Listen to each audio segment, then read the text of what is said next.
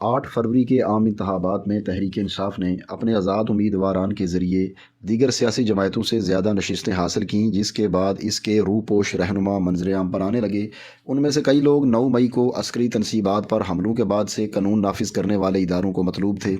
مگر پھر ان رہنماؤں نے عدالتوں سے اپنے قائم مقدمات میں ضمانتیں حاصل کیں اور اپنی جماعت کا موقف پیش کرنے کے لیے میڈیا کے کیمروں کے سامنے بھی آئے۔ ان رہنماؤں میں سر فہرست تو پی ٹی آئی کے سیکریٹری جنرل عمر ایوب ہیں، جو کافی عرصے سے منظر پر نہیں تھے، مگر 8 فروری کے بعد وہ باقاعدہ ٹی وی چینلز پر نمودار ہونا شروع ہوئے اور اپنی جماعت کے دفاتر جا کر وہاں اجلاس میں صدارت بھی کرتے رہے، شریک ہوتے رہے۔ وہ شہباز شریف کے خلاف تحریک انصاف کی حمایت یافتہ سنی اتحاد کونسل کے وزیر اعظم کے امیدوار بھی بنے اور انہوں نے انتخابات میں مبینہ دھاندلی پر حکومت پر خوب تنقید بھی کی۔ خیبر پختونخوا سے علی امین گنڈاپور روپوشی ختم کر کے اور عدلیہ سے ریلیف حاصل کرنے کے بعد وزارت عظمیٰ کی نشست پر بھی پہنچ چکے ہیں اور ان کے متعدد ساتھی بھی اب عام انتخابات کے بعد منظر عام پر آ گئے ہیں۔ تحریک انصاف سے تعلق رکھنے والے سینیٹر فیصل جاوید بھی تحریک انصاف کے ان رہنماؤں میں شامل تھے جن پر 9 مئی سے متعلق واقعات پر مقدمات قائم تھے، مگر جب انہوں نے سرنڈر کیا تو انہیں بھی عدالتوں سے ریلیف ملا۔ عمر ایوب سمیت تحریک انصاف کے ان رہنماؤں نے پارلیمنٹ میں عمران خان کے خلاف مقدمات ختم کرنے اور ان کی فوری رہائی کا مطالبہ کیا ہے۔ تاہم اب افواج پاکستان کی طرف سے یہ واضح پیغام دیا گیا ہے کہ 9 مئی کے واقعات میں کسی بھی طرح سے ملوث افراد سے کسی بھی قسم کی کوئی رعایت نہیں برتی جائے گی اور یقینی طور پر قانون اور آئین کی متعلقہ دفعات کے تحت انصاف کے کٹہرے میں لایا جائے گا۔ فوج نے اپنے اوپر عائد کردہ دھاندلی کے الزامات کی بھی سختی سے تردید کی ہے اور کہا ہے کہ اس نے مینڈیٹ کے مطابق عام انتخابات کے انعقاد کے لیے عوام کو محفوظ ماحول فراہم کیا۔ اس سے زیادہ افواج پاکستان کا انتخابی عمل سے کوئی تعلق نہیں تھا۔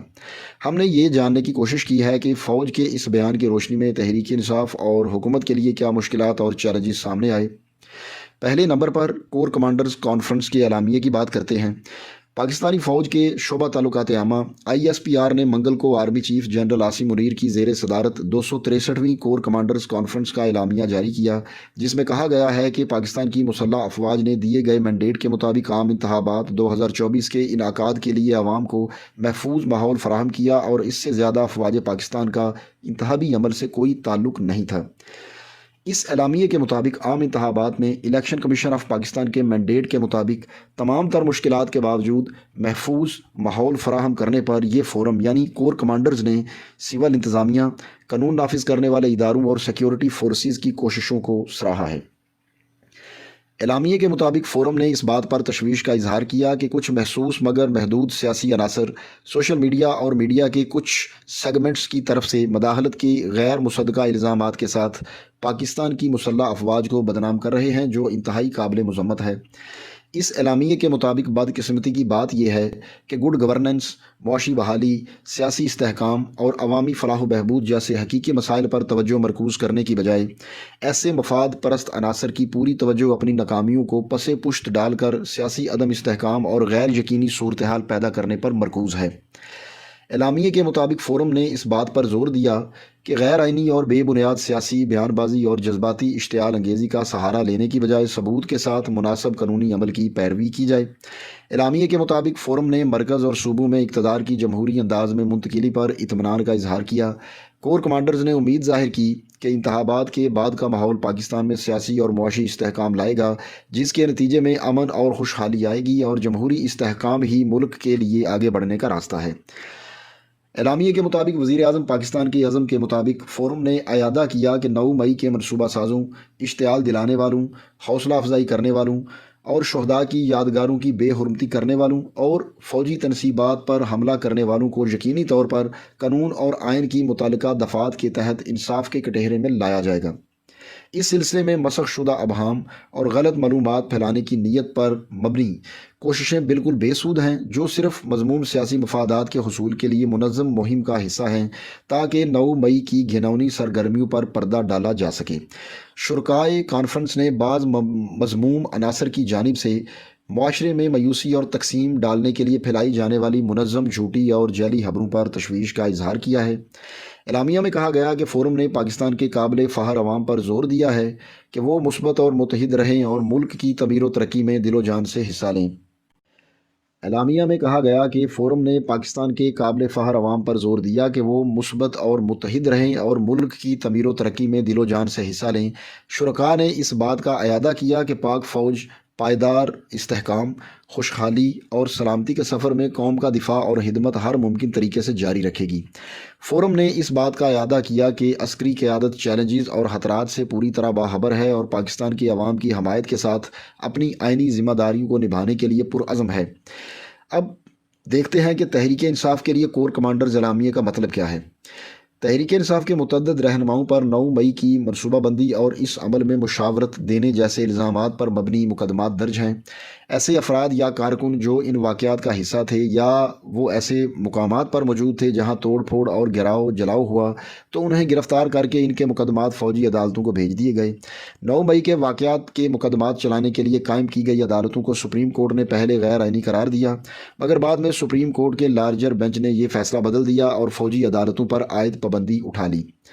تحریک انصاف کے رہنما اشتیاق خان کے مطابق جب فوجی عدالتوں کا مقدمہ سپریم کورٹ میں زیر سماعت تھا تو اس وقت تقریباً 100 کے قریب تحریک انصاف کے کارکنان کے مقدمات فوجی عدالتوں کے سامنے تھے۔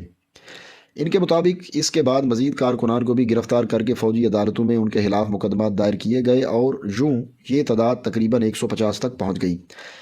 اشتیاق خان کے مطابق فوجی عدالتیں بنانے کا مقصد عوام میں خوف و ہراس پھیلانا تھا اور 9 مئی کے واقعات کی آڑ لے کر سیاسی کارکنان پر ظلم و بربریت کے پہاڑ توڑے گئے، جس سے عوام میں نفرت پیدا ہوئی اور پھر 8 فروری ان انتقامی کارروائیاں کرنے والوں کے خلاف ایک ریفرنڈم ثابت ہوا۔ اشتیاق خان نے بتایا کہ ان کی ایک ہفتہ قبل اڈیالہ جیل میں عمران خان سے ملاقات ہوئی اور وہ کسی کے خلاف بھی کوئی انتقام نہیں رکھتے۔ ان کے مطابق عمران خان نے مجھے صرف یہ کہا ہے کہ عوام تو 8 فروری کو انقلاب لے آئے ہیں، اب یہ ہم پر ہے کہ ہم کس حد تک عوامی توقعات پر پورا اترتے ہیں اور اس مینڈیٹ کو درست سمت میں لے کر آگے بڑھتے ہیں۔ اس اعلامیے پر بی بی سی نے فوج کے 2 سابق سینئر اہلکاروں سے بات کی ہے۔ دونوں نے یہ بتایا کہ انہیں GHQ کی طرف سے میڈیا پر آ کر موقف دینے سے منع کر دیا گیا ہے۔ ایک ریٹائر جنرل نے نام ظاہر نہ کرنے کی شرط پر BBC کو بتایا کہ ملک کے لیے تو یہی اچھا ہے کہ لڑائی جھگڑے نہ ہوں اور دونوں اطراف یعنی فوج اور تحریک انصاف کو تحمل کا مظاہرہ کرنا ہوگا۔ ان کے مطابق یہ اعلامیے سے یہی پتہ چلتا ہے کہ ابھی دونوں اطراف دباؤ بڑھانے کی حکمت عملی پر عمل پیرا ہیں۔ 9 مئی کے متعلق بیان پر تبصرہ کرتے ہوئے ریٹائر جنرل کا کہنا تھا کہ تحریک انصاف تو کبھی یہ نہیں کہتی کہ ان واقعات میں ملوث لوگوں کے خلاف مقدمات نہ چلائے جائیں یا انہیں قانون اور انصاف کے کٹہرے میں نہ کھڑا کیا جائے۔ جلاؤ گھیراؤ کرنے والوں کو تو قرار واقعی سزا ملنی چاہیے۔ سینئر صحافی سلمان غنی کے مطابق یہ اعلامیہ تحریک انصاف کے لیے ایک بہت واضح پیغام ہے۔ ان کے مطابق عمران خان کے پاس 8 فروری ایک سنہرا موقع تھا کہ وہ ان نتائج کے بعد سیاسی جماعتوں کی طرف ہاتھ بڑھاتے اور ڈیڈ لاک کو ختم کرتے۔ ان کے مطابق بلاول بھٹو تحریک انصاف کی طرف رجحان رکھتے تھے مگر یہ دروازہ خود عمران خان نے بند کر دیا۔ ان کے مطابق اب تحریک انصاف نہ فوج سے اور نہ سیاسی جماعتوں سے ڈیڈ لاک ختم کر رہی ہے اور نتیجتاً وہ بند گلی میں کھڑی ہے۔ احتجاجی اور مزاحمتی سیاست کا ایک وقت ہوتا ہے، پھر آپ کو مفاہمت کرنی پڑتی ہے۔ سلمان غنی کی رائے میں 8 فروری کے بعد کے طرز عمل کے بعد تحریک انصاف کے لیے مسائل پیدا ہوں گے۔ ان کی رائے میں تحریک انصاف کے حصے والی محسوس نشستوں کی دوسری جماعتوں میں تقسیم کا فیصلہ اہل سیاست کے لیے ایک پیغام ہے اور یہ سیاسی طور پر اچھا پیغام نہیں ہے۔ فوجی تنبیہ اور عدالتی ریلیف کے درمیان موجودہ حکومت کہاں پر کھڑی ہے؟ اس کی بات کریں تو ایک طرف تو تحریک انصاف کے رہنماؤں کو عدلیہ سے ان پر قائم مقدمات میں ریلیف مل رہا ہے، تو دوسری طرف فوج کی طرف سے یہ واضح پیغام کہ 9 مئی کے واقعات سے جڑے کرداروں کو کوئی ریلیف نہیں دیا جائے گا۔ نئی حکومت کے قیام میں آنے سے قبل ہی قومی اسمبلی سے تحریک انصاف اور اپوزیشن کے دیگر رہنماؤں کی تقاریر سرکاری ٹی وی پر سینسر کی گئیں۔ 8 فروری کے بعد جب تحریک انصاف عوامی مینڈیٹ چرانے کے الزامات لگا رہی ہے، وہیں اسے حکومت کے خلاف مولانا فضل الرحمان، سردار اختر مینگل اور محمود خان اچکزئی سمیت 3 مزید رہنما بھی دستیاب ہو گئے ہیں جو حکومت پر کسی بھی قسم کی انتقامی کارروائیوں کے خلاف آواز اٹھانا شروع ہو گئے ہیں۔ اب بظاہر حکومت نے مولانا فضل الرحمان سے مذاکرات کا راستہ اختیار کر رکھا ہے، جبکہ محمود خان اچکزئی کے گھر پر چھاپہ مار کر سخت پیغام بھی دیا گیا ہے۔ وزیر اعظم بننے کے بعد اپنے پہلے خطاب میں شہباز شریف نے تحریک انصاف کو بھی مذاق مفاہمت کی پیشکش کی ہے۔ منگل کو کور کمانڈرز کے اعلامیے کے بعد بدھ کو وزیر اعظم شہباز شریف سے آرمی چیف عاصم منیر کی وزیر اعظم ہاؤس میں ملاقات بھی ہوئی۔ اس ملاقات سے متعلق تو پریس ریلیز میں یہی بتایا گیا کہ آرمی چیف نے وزیر اعظم کو منصب سنبھالنے پر مبارک دی اور نیک خواہشات کا اظہار کیا، اور ملاقات میں پاک فوج کے پیشہ ورانہ اور سیکیورٹی امور سے متعلق بات ہوئی۔ وزیر اعظم ہاؤس سے جاری کردہ پریس ریلیز میں 9 مئی، 8 فروری یا سیاسی مفاہمت کا کوئی ذکر نہیں کیا گیا۔ ایک اور ریٹائرڈ جنرل نے نام ظاہر نہ کرنے کی شرط پر بتایا کہ فوج سے زیادہ اس وقت حکومت میں بیٹھے لوگ ہی 9 مئی کا زیادہ حوالہ دیتے ہیں، اور اب وہ اس اعلامیے کو تحریک انصاف کے لیے کارروائی کا سرٹیفکیٹ بنا کر استعمال کریں گے۔ ان کے مطابق فوج اپنے معاملات میں حساس ضرور ہے، مگر اس اعلامیے کو اب برسر اقتدار لوگ اپنے معنی پہنا کر پیش کریں گے۔ انہوں نے بھی 9 مئی کے واقعات کی جوڈیشل کمیشن کو ہی تحقیقات کو ہی بہترین حل قرار دیا ہے۔ ان کے مطابق یاسمین راشد ایک ویڈیو میں یہ کہتی ہوئی واضح سنائی دیتی ہیں کہ کور کمانڈر ہاؤس کے اندر کوئی نہ جائے، مگر اس کے باوجود انہیں گرفتار کر رکھا ہے۔ انہوں نے مزید کہا کہ عدلیہ نے بہت ہی محدود ریلیف دیا ہے، جبکہ تحریک انصاف سے تعلق رکھنے والی خواتین کی بڑی تعداد ابھی بھی قید ہے، مگر عدلیہ ہے کہ کوئی نوٹس نہیں لے رہی، کوئی ریلیف نہیں دے رہی، اور اب حکومت دیدہ دلیری سے مزید ایسے اقدامات کرے گی جس سے تحریک انصاف کو سیاسی طور پر کمزور کیا جا سکے۔ اشتیاق اے خان نے کہا کہ ایک طرف عدلیہ 45 برس قبل ہونے والی پھانسی میں ریلیف دے رہی ہے، تو یہ عدلیہ کے لیے مشکل ہوگا کہ وہ اب زندہ سیاسی کارکنان اور رہنماؤں کو کسی کے ڈر سے ریلیف نہ دے۔ ان کے مطابق اب حکومت بھی آئین اور قانون سے منہ نہیں موڑ سکتی، کیونکہ محض اس وجہ سے کسی کو قید و بند میں نہیں رکھا جا سکتا کہ اس نے ایک خاص واقعے میں کوئی مشورہ دیا تھا۔ ان کے مطابق حکومت جو اچھا کام کر سکتی ہے وہ یہی ہے کہ وہ 9 مئی کے واقعات کی جوڈیشل تحقیقات کرائے، اور جو بھی ان واقعات کا ذمہ دار ہے انہیں سزا ملے۔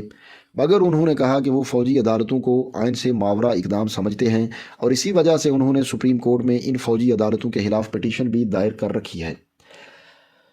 سلمان غنی کے مطابق مفاہمت کی فضا بنانا نئی حکومت کی ذمہ داری ہوتی ہے، جبکہ خود یہ حکومت معاملات کو بحران کی طرف لے کر جا رہی ہے۔ ان کے مطابق ابھی بھی حکومت کے پاس آپشن موجود ہے۔